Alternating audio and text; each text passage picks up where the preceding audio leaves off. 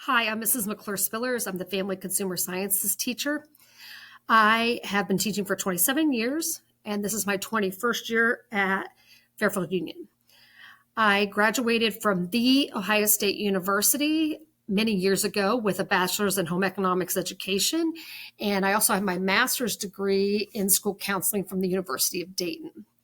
I have 4 kids. My daughter is going to be a senior. I have a son who's going to be a freshman, and I have another son who's going to be in 7th grade, and my youngest daughter is going to be in 5th grade.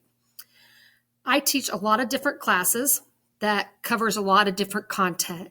So this year I'm teaching culinary fundamentals, global foods, child development, career and college readiness, interior design, personal wellness, and FCS focus. I think I said them all. So all the classes are specific to different content. So the best way to get that information is in class that first week when we go over the materials. I will use Google Classroom as a way to communicate assignments with students, and email is probably the best way for parents and students to communicate with me. I do ask that every student that's in person have a 2-pocket folder with prongs down the middle. And even if you're doing online learning, you still should have a place to kind of keep materials and make sure you're organized in some way.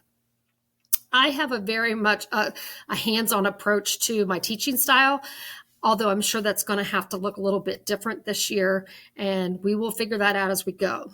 We do a lot of labs, like food labs, and we will continue to do those, but they are going to look different this year.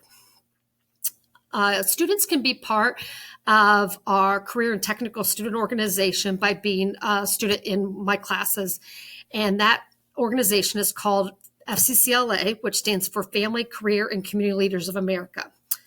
It is a national organization, and students can be affiliated by paying their dues, which are $20.